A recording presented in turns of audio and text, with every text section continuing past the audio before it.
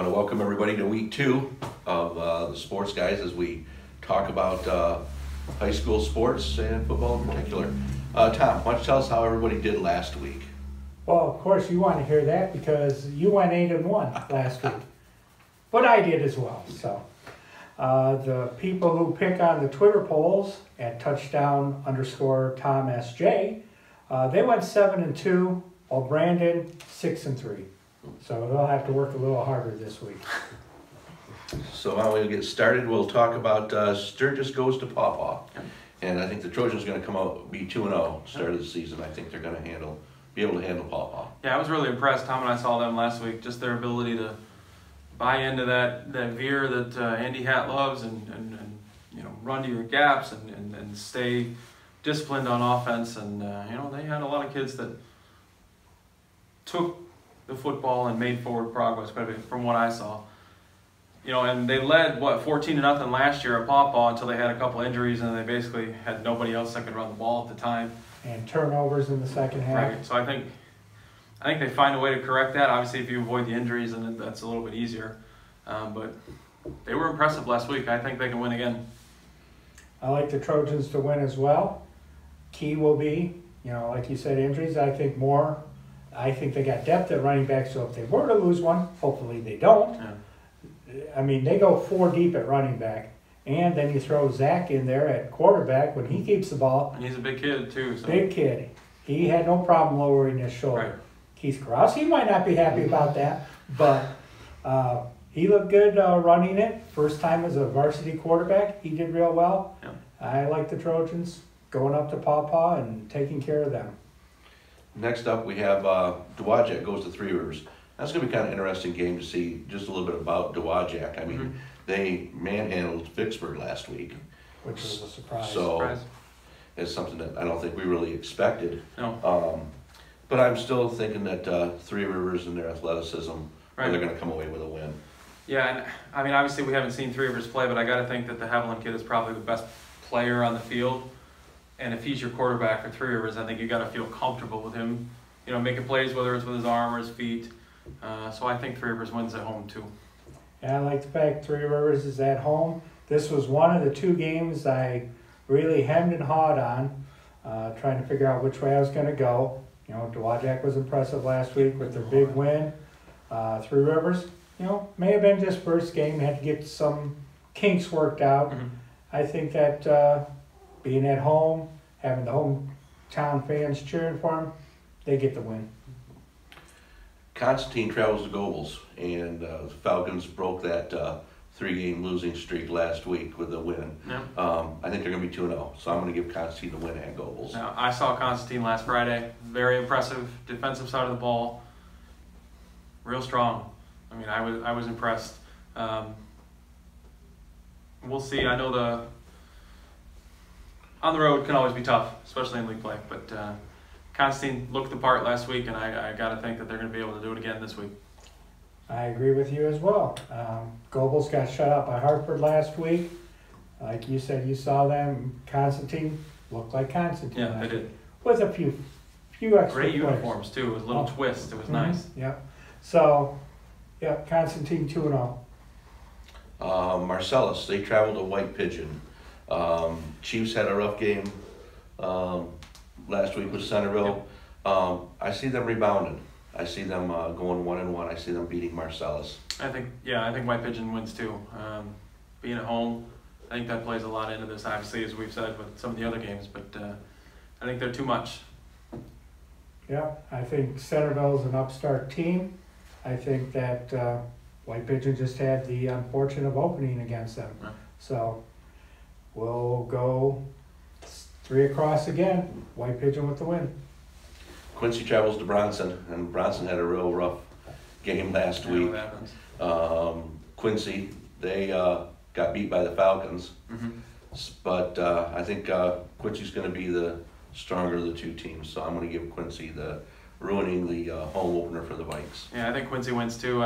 Seeing them last week, just sheer numbers alone, they have more than obviously the Bronson does. So I think that just by attrition, Quincy wins. Again, going with Quincy, so all 3 of us picked the same. Bellevue, an 8-man. Bellevue travels to Colon. Colon was impressive with their win last week. They look really, really strong. They're fast, athletic. Bellevue, they've got their storied 8-man program.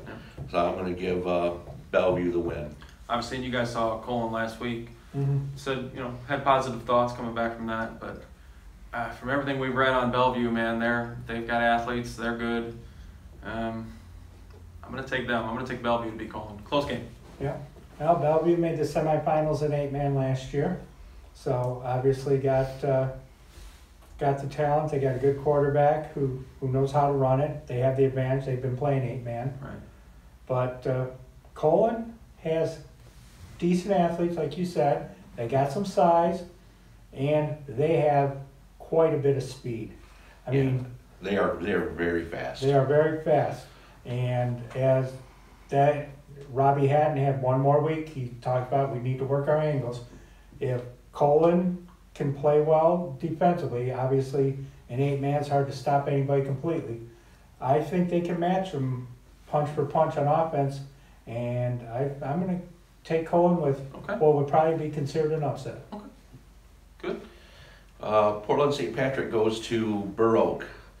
Hopefully Burr Oak will get a couple of their key people back from injury. Don't know much about Portland, but I guess I'm going to have to go with them to sneak a win in on the Bobcats. I will take Portland St. Pat as well. Yeah, Portland St. Pat. This is game 2. Talking to Ryan after the game last week, he figures, he wants to get through this game, play well, let the team build up their confidence, and, get ready for the next 4 games. I looked at their next 4 games after St. Pat on Friday. None of those teams scored in the first week. So games they could win. Yeah, games he's confident they can win. So if they can get through St. Pat, stay healthy, which is going to be key for Burr Oak all year, he'll be really happy. But I still got to go with St. Pat for the win on Friday. Bulldogs travel to Bloomingdale, and I was impressed with Centerville last week. I thought they looked good. I think they're buying into Tyler's program, what he's trying to accomplish. Bulldogs going to be 2-0 after tomorrow night's games. Bloomingdale lost to Mendon week 1. Yeah. Scored a couple touchdowns in the second half. I just don't know a whole lot about them. But from everything I've heard from you guys revolving around Centerville and from people in the community, I think Centerville finds a way to get it done too, winning on the road, which is tough in conference. And I think the Bulldogs chew up the Cardinals. Oh. We got our headline right there, Okay. if that's the way it goes. Oh, one other thing I do It's want to hunting point. season. Yeah, it's hunting season. One thing else I want to point out real quick, just kind of a little bit of a oddity in standings already. Colin plays in Division A of the SCAA and 8-man, and then of course Constantine plays in the Valley for the SAC. Both those divisions of their leagues went undefeated last week. Tough competition. And a game of note, the Mayo at Mendon game has been canceled. Mayo is forfeiting it, so the Hornets have an off week. I'm sure that doesn't make them very happy because they like to play. So there's no game in Mendon. The lone game Friday night, Prairie Heights goes to Lakeland. After seeing the Lakers in their first week, I got to give them a win over Prairie Heights. I'm going to take Lakeland as well. Yep, I think Lakeland bounces back. They faced a really tough Cherubusco team last week. That gives them a lot more incentive to beat their cross-county rivals. And Prairie Heights may be high coming in off of a, 64-0 win against Tri-State Homeschool. You can take that for what you will, but I see the Lakers going to 2-1. That wraps up tonight. We don't have a whole lot going on this weekend because of the Labor Day weekend, so want to have everybody enjoy the last bit of summer. The last bit of summer. Be safe and make good decisions. We'll see you next week.